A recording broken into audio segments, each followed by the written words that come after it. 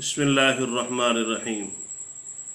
अस्सलामु अलैकुम वरहमतुल्लाहि वबरकातुहू। मोहतरम नाज़रीन किराम, आप देख रहे हैं आमाल हसना। नाज़रीन किराम, आजकल के जैसे हालात बने हुए हैं, हर घर के अंदर ये शिकायत आ रही है, हालात ऐसे बन चुके हैं कि घरेलू परेशानियां बढ़ती जा रही हैं। कुछ महंगाई का दौर है, कुछ लोग जो ज़रा रोज़गार के एतबार से कमज़ोर होते हैं, अल्लाह पाक की तक़सीम है रोज़ी, लेकिन कुदरती तौर पर बाज़ औक़ात ये होता है कुछ घरों के अंदर जो है वो रिज़्क़ की कमी होने की वजह से, हालात टाइट होने की वजह से परेशानियां बढ़ती चली जाती हैं, या और भी बहुत सारी वजूहात होती हैं कि जिनकी वजह से घर के अंदर नाचाकियाँ बढ़ती रहती हैं।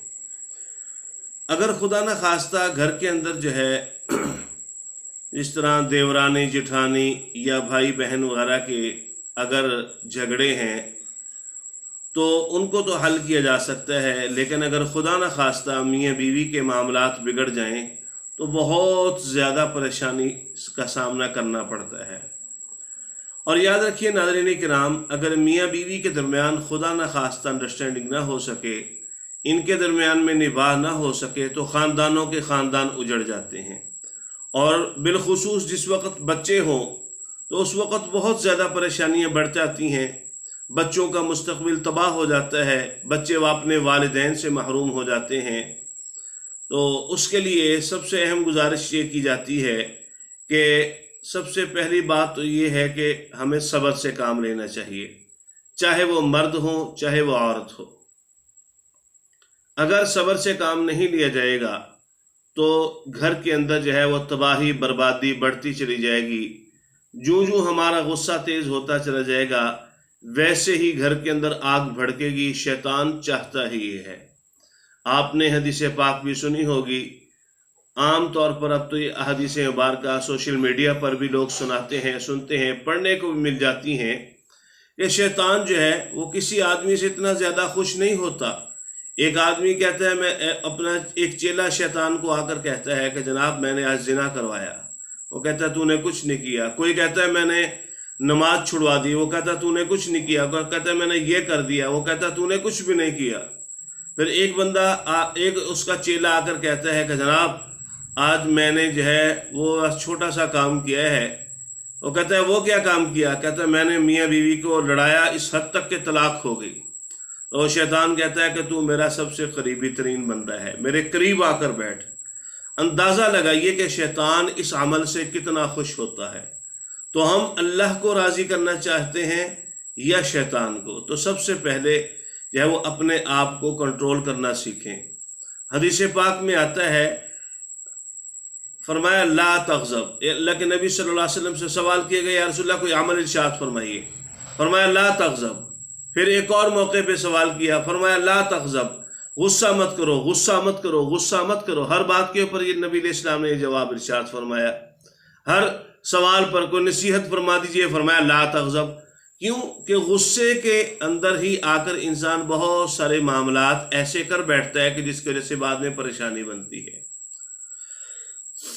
मैं एक मुदर्रिस हूँ, दरस निज़ामी पढ़ाता हूँ। हमारे पास अक्सर लोग ऐसे मसाइल लेकर आते हैं कि जी हमारा आपस में झगड़ा हुआ, मेरे खावंद ने, बीवी कहती है कि मेरे खावंद ने मुझे 3 तलाक़ें दे दी, या खावंद कहता है कि मेरे मुंह से ये निकल गया। कोई या कोई तीसरा आदमी आता है, वो आकर कहता है मियाँ बीवी की आपस में लड़ाई हुई तो उसने उसको यूँ कह दिया, तो हम कह देते हैं कि भाई तलाक हो गई, काम ख़त्म हो गया।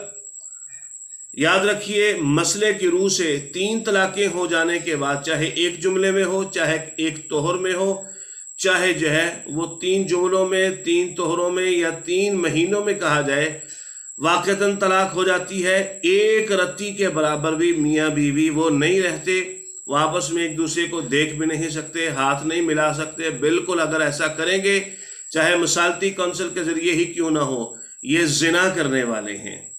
और उनके पास उज़र क्या होता है कि जनाब गुस्से में कहा है, हमेशा तलाक गुस्से में होती है, कभी भी मोहब्बत में प्यार में तलाक नहीं होती।